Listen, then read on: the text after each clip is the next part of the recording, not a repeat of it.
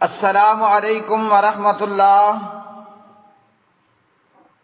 ترجمہ تفسیر القرآن الکریم، سبق نمبر 862، سورۃ النور، آیت نمبر 37 تا 38، پارہ نمبر 18۔ اعوذ باللہ من الشیطان الرجیم۔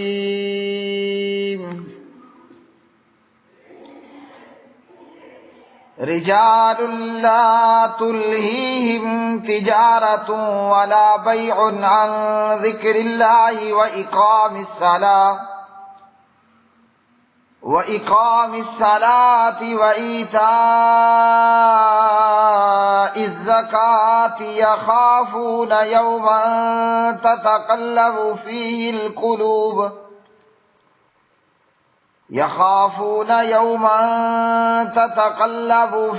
القلوب والأبصار ليجزيهم الله أحسن ما عملوا ويزيدهم من فضله والله يرزق من يشاء بغير حساب۔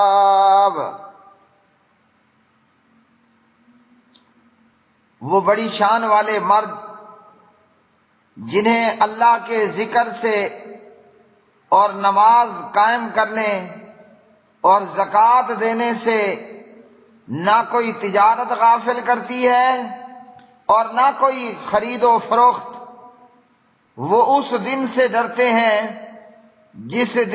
جس میں دل اور آنکھیں الٹ جائیں گی، تاکہ اللہ انہیں اس کا بہترین بدلہ دے جو انہوں نے کیا اور انہیں اپنے فضل سے زیادہ دے، اور اللہ جسے چاہتا ہے بے حساب دیتا ہے۔ رجال، ایسے مرد، لا تلہیہم، کہ نہیں غافل کرتی انہیں، تجارت، ولا بیع، اور نہ خرید و فروخت، عن ذکر اللہ کے ذکر سے، وإقام الصلاۃ، اور نماز قائم کرنے سے، وإیتاء الزکاۃ، اور زکوٰۃ ادا کرنے سے، یخافون، وہ ڈرتے ہیں، یومن، اس دن سے، تتقلب، کہ الٹ جائیں گے، فیہ، اس میں، القلوب، دل، والابصار، اور آنکھیں، لیجزیہ، تاکہ بدلہ دے انہیں اللہ احسن، بہترین، ما، ان کی جو عملو، انہوں نے کیے، ویزیدہم، اور وہ زیادہ دے انہیں، من فضلہ، اپنے فضل سے، واللہ، اور اللہ، یرزق، رزق دیتا ہے، من، جسے، یشاء، وہ چاہتا ہے، بغیر حساب، بغیر حساب کے۔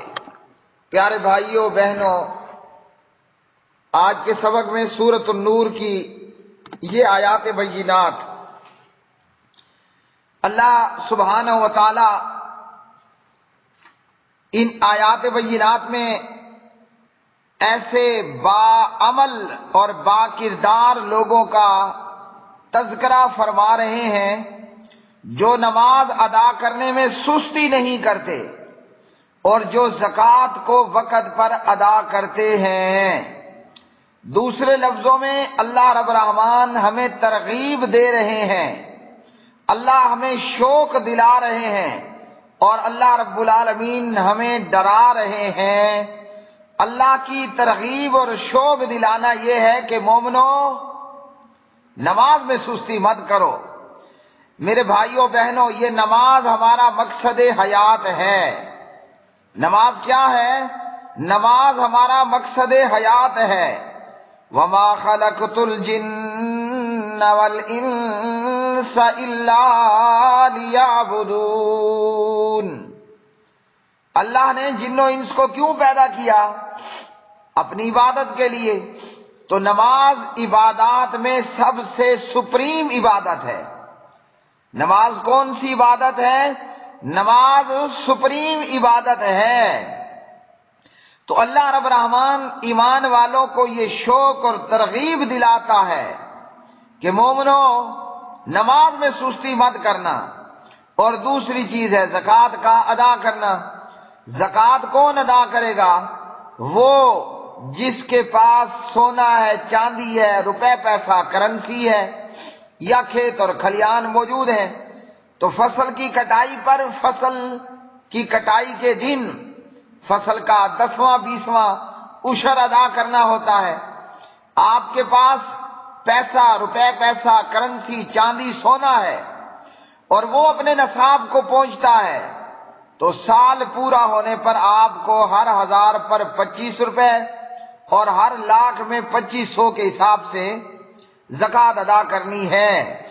تو اللہ رب العالمین ایسے بندوں کا ذکر فرماتے ہیں کہ وہ بندے بڑی شان والے ہیں۔ اب جن کو اللہ رب العالمین عالی مرتبت اور عالی شان والا کہے، اس کے بخت اور اس کے نصیبوں کا پھر کیا ہی کہنا ہے۔ اللہ رب الرحمن نے فرمایا بڑی شان والے مرد جنہیں اللہ کے ذکر سے اور نماز قائم کرنے اور زکوٰۃ دینے سے نہ تجارت بے خبر کرتی ہے اور نہ خرید و فروخت غافل کرتی ہے۔ ہوتا کیا ہے میرے بھائی؟ ہوتا یہ ہے کہ بندہ دنیا کی زندگی میں اپنے آپ کو گم کر کے اللہ کو بھلا بیٹھتا ہے، اللہ کے ذکر کو چھوڑ دیتا ہے۔ نماز یا تو پڑھتا نہیں ہے یا پڑھتا ہے تو منافقوں والا حال ہو جاتا ہے کہ وَإِذَا قَامُوا إِلَى الصَّلَاةِ قَامُوا كُسَالَىٰ يُرَاءُونَ النَّاسَ وَلَا يَذْكُرُونَ اللَّهَ إِلَّا قَلِيلًا۔ منافق کی طرح نماز میں سستی کرے گا، جلدی جلدی نماز پڑھے گا، اللہ کا ذکر برائے نام کرے گا، اور وہ بھی لوگوں کے ڈر کے مارے نماز پڑھ رہا ہے کہ کوئی یہ نہ کہے کہ یہ کافر ہے، نماز ہی نہیں پڑھتا، تو ریاکاری کرتے ہوئے نماز پڑھے گا۔ لیکن مومن کا معنی شان والے مردوں کا حال کوئی نہیں ہے۔ بندہ مومن کی میرے بھائی میں تو کہتا ہوں یہ چاہت ہوتی ہے اور یہ چاہت ہونی چاہیے۔ اگر کوئی اللہ کے دین کی خاطر یا کسی بھی کارن کسی بھی وجہ تختہ دار پر کھڑا کر دیا گیا اور ادھر سے مؤذن کہے اللہ اکبر اللہ اکبر، تو مرنے والے کی آخری اکشا، مرنے والے کی آخری خواہش کیا ہونی چاہیے؟ مجھے پھانسی دینے والوں نماز کا وقت ہے، مجھے نماز پڑھنی ہے، اجازت دے دو کہ میں 4 رکعت ظہر کی نماز ادا کر لوں۔ بلکہ کہنے والے نے تو یہ کہا نماز پڑھ اس سے پہلے کہ تجھ پر نماز پڑھی جائے۔ اپنے نماز جنازہ سے پہلے پہلے اپنے آپ کو نمازی بنا لو، ورنہ اگر نماز نہیں ہے تو جنت نہیں ہے۔ میں کہہ سکتا ہوں کہ نماز جنت کی کنجی ہے، نماز جنت کی چابی ہے۔ یہ چابی اگر ہمارے پاس ہوگی تو جنت میں داخلہ ہے، اور اگر نماز نہ ہوئی تو یاد رکھنا پھر جنت بھی کوئی ہے۔ اب آپ کہیں گے کہ نماز جنت کی چابی کہاں سے بن گئی؟ نماز جنت کی چابی کچھ یوں بنتی ہے کہ اہل جنت جہنمیوں سے سوال کرتے ہیں جہنم میں پہنچنے کا، پوچھتے ہیں کہ کس چیز نے تمہیں جہنم میں ڈالا، کیسے تم جہنم پہنچے؟ وہ جہنمی جواب دیتے ہیں لم نکو من المصلین، ہے نا، ہوئی نا چابی، پتہ چلا نا کہ نماز جنت کی چابی ہے، میں نہیں کہہ رہا۔ سورہ المدثر، سورۃ المدثر، اور پارہ نمبر کتنا ہے؟ 29 ہے۔ یہ سورۃ المزمل اور سورۃ القیامہ کے بیچ کی سورت ہے۔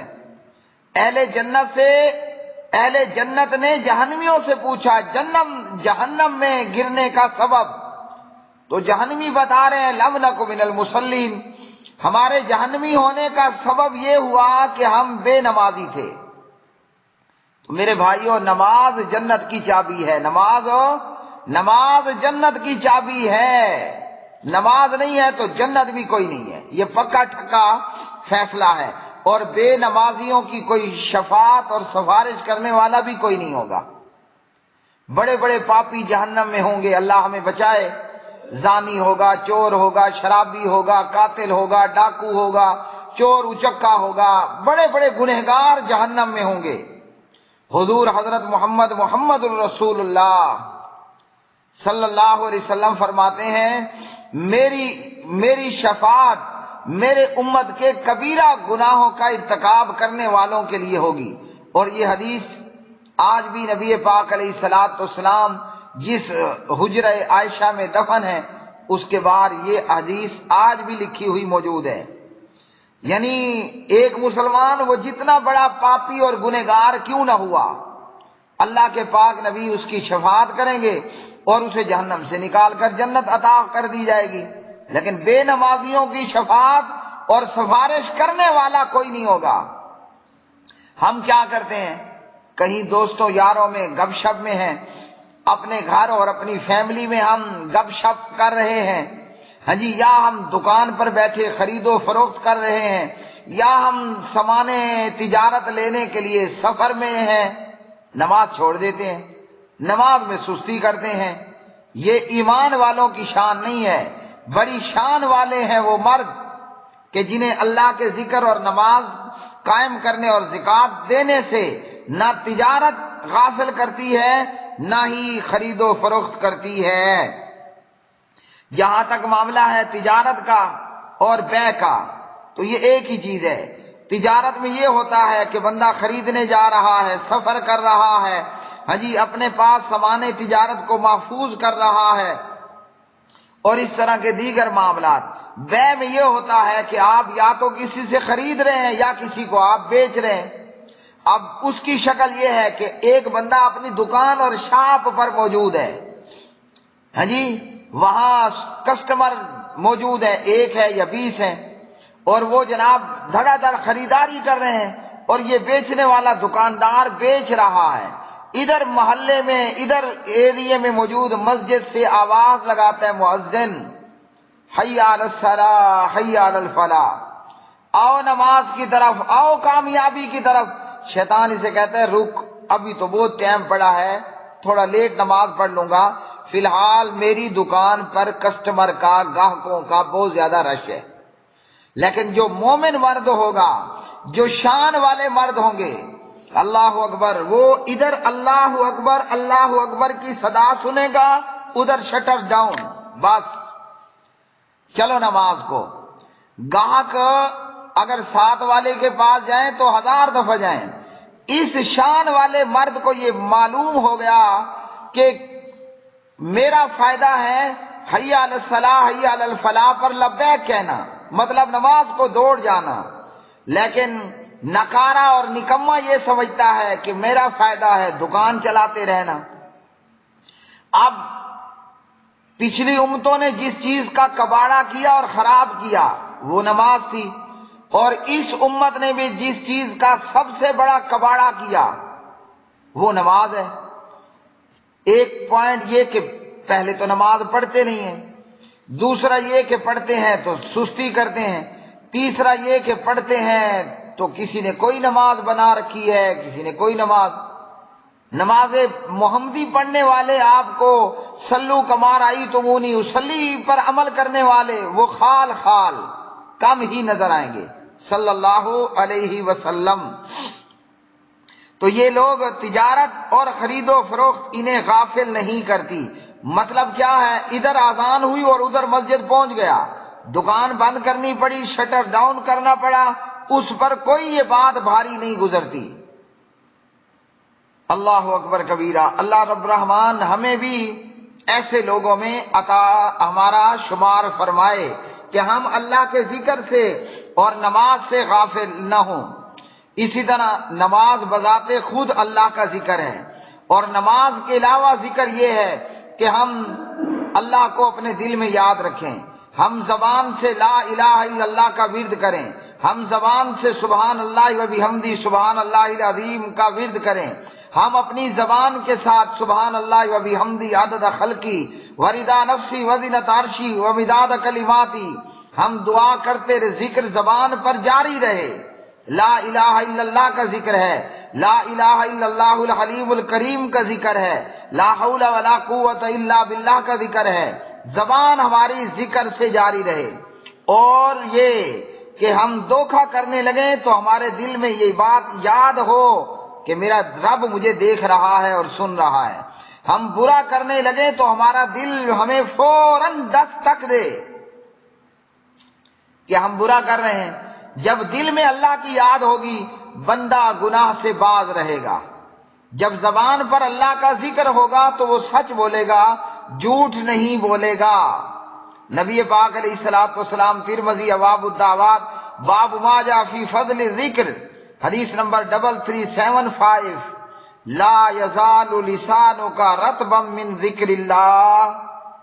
آپ صلی اللہ علیہ وسلم نے فرمایا تمہاری زبان، تیری زبان ہمیشہ اللہ کے ذکر سے تر رہے۔ اور دوسری حدیث میں آپ نے کیا فرمایا؟ اچھی بات کہو ورنہ چپ رہو۔ مطلب کیا ہے؟ فضول نہیں بولنا، فضول بولنے کی بجائے اللہ کے ذکر کو زبان پر جاری اور ساری رکھو۔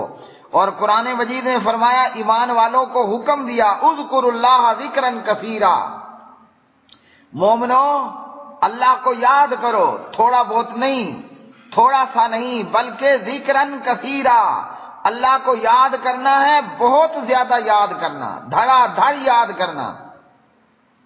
اور اللہ کو یاد کرنے کا فائدہ کیا ہے؟ اللہ ہمارے گناہ معاف کرے گا۔ اللہ کو یاد کرنے کا فائدہ یہ ہے کہ کل اللہ بھی ہمیں یاد رکھے گا۔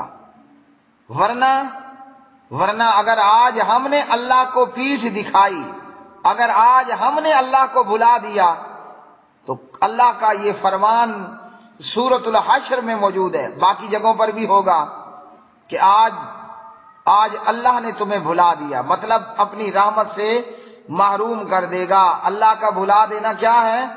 ہاں جی، کہ اللہ اپنی رحمت سے دور کر دے گا۔ یہ ہے نماز کا معاملہ۔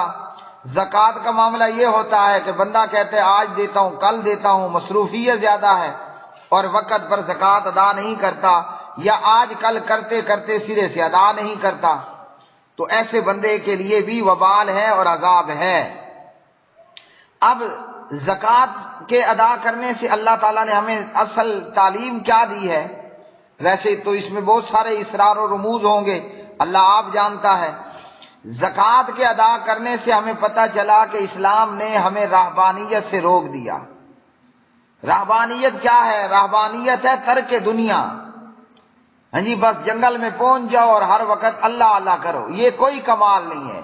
کمال یہ ہے کہ بازار میں بیٹھو اللہ اللہ کرو، مطلب لا الہ الا اللہ، اور وقت پر تجارت بھی کرو، خرید و فروخت بھی کرو، اور نماز کے وقت پڑھنے پر فوراً نماز کے لیے بھی کھڑے ہو جاؤ۔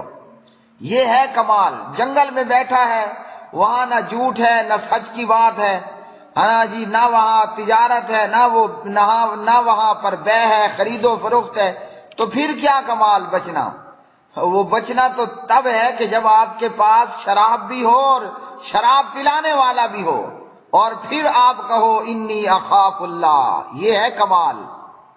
بازار میں بیٹھ کر تجارت اور بے کرنا اور جھوٹ نہ بولنا، اللہ کو یاد کرتے رہنا، ذکر اللہ کرنا، بازار میں بیٹھ کر استغفر اللہ کا ورد کرنا، وقت پر نماز ادا کرنا، یہ کمال ہے۔ یہ مثال ہے کہ آپ بازار بیٹھے ہو، شراب بھی ہے شباب بھی ہے، لیکن گناہ کو دیکھتے ہی زبان سے کیا نظر آتا ہے؟ زبان سے کیا نکلتا ہے؟ انی اخاف اللہ، استغفر اللہ، یہ کمال ہے۔ تو اسلام نے رہبانیت سے دور رہنے کی بات کہی ہے۔ زکوٰۃ بندہ تبھی دے گا نا جب دنیا میں رہے گا، بازار میں رہے گا، کاروبار کرے گا، تجارت کرے گا، خرید و فروخت کرے گا، لین دین کرے گا، محنت مزدوری کرے گا، بچوں کے لیے رزق کمائے گا، سونا جمع کرے گا، چاندی جمع کرے گا، روپے پیسہ ڈالر ریال یورو کرنسی جمع کرے گا۔ زکوٰۃ تو تب دینی ہے نا۔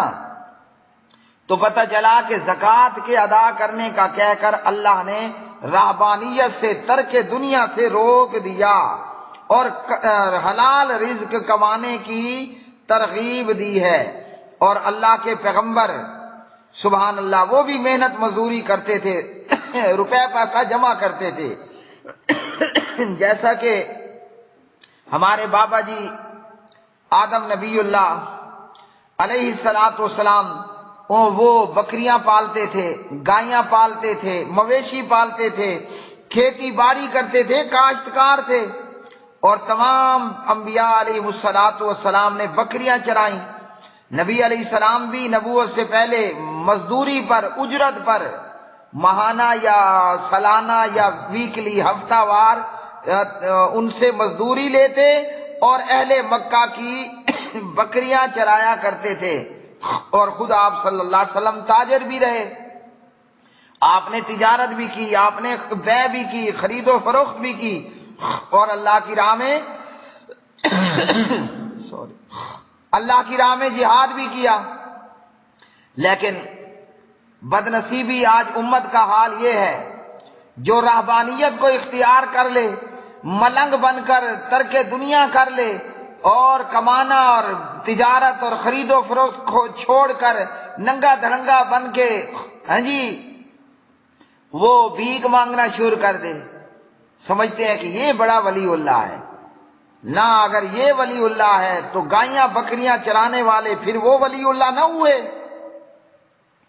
کیا ننگا دھڑنگا ہو جانا، کیا بھیک مانگنا، رہبانیت، ترک دنیا، اگر یہ ولایت ہے تو جو دنیا میں رہے اور بکریاں چرائیں اور جناب مال مویشی پالے، وہ تو پھر ولی نہ ہوئے نا۔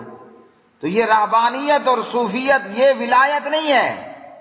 ہاں یہ ولی ہیں مگر شیطان کے ولی ہیں، یہ ولی الشیطان ہیں، یہ ولی الرحمان نہیں ہیں۔ تو پتہ چلا کہ ولایت اس بات میں ہے کہ بندہ بازار میں ہے، عورت سامنے نظر آئی، نظریں جھکا لی، سودا بیچنا ہے، دھوکہ نہیں کرنا، ملاوٹ نہیں کرنی، دودھ میں پانی نہیں ملانا، جھوٹ نہیں بولنا، ظلم اور زیادتی نہیں کرنی، آذان ہونے پر بھاگ کر مسجد میں پہنچ جانا ہے۔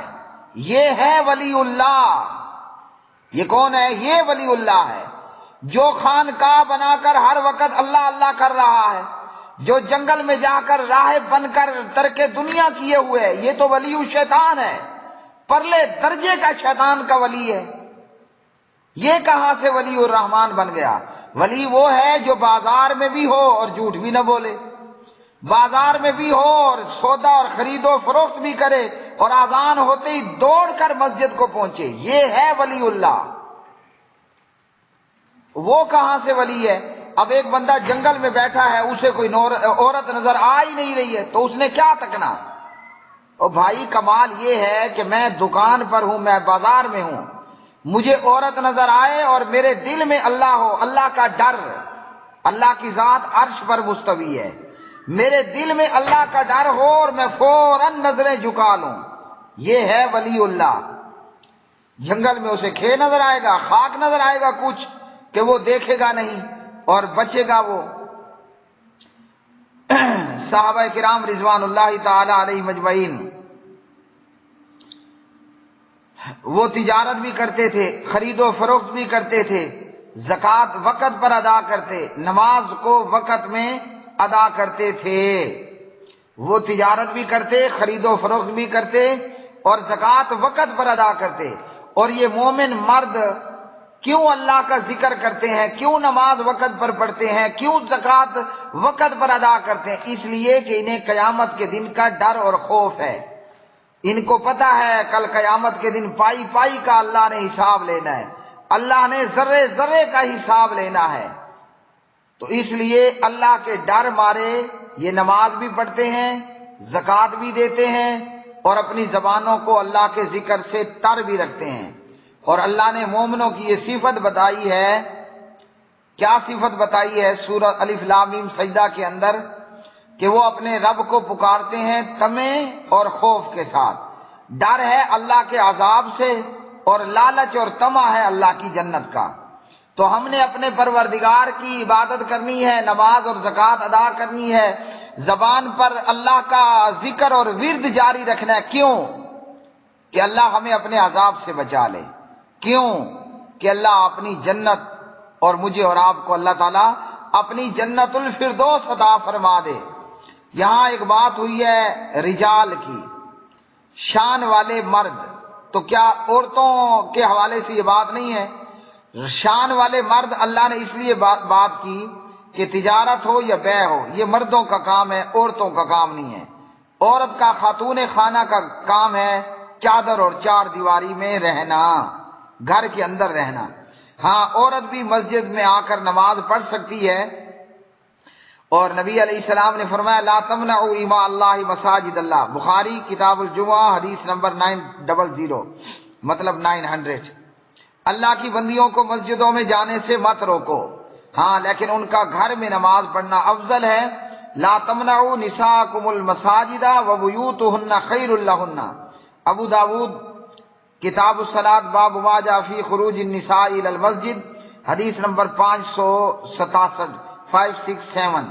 اپنی عورتوں کو مسجدوں میں جانے سے مت روکو، اور ان کے گھر ان کے لیے زیادہ اچھے ہیں۔ عورت چادر اور چار دیواری میں رہے، عورت پردے میں رہ کر مسجد جا سکتی ہے۔ حضرت امام عمر بن خطاب رضی اللہ تعالی عنہ کی ایک بیوی نماز فجر اور نماز عشاء مسجد میں جا کر پڑھتی۔ پوچھنے والے نے پوچھا تم کیوں نکلتی ہو جبکہ تو جانتی بھی ہے کہ عمر اس کو ناپسند کرتا ہے، تو عمر تمہیں روکتا کیوں نہیں ہے؟ تو انہوں نے کہا کہ عمر اس لیے مجھے نہیں روکتا کہ اللہ کے پاک نبی کا فرمان ہے اللہ کی بندیوں کو اللہ کی مسجدوں میں جانے سے مت روکو۔ اللہم تقبل منا انک انت السمیع العلیم وتب علینا انک انت التواب الرحیم، وآخر دعوانا ان الحمد للہ رب العالمین۔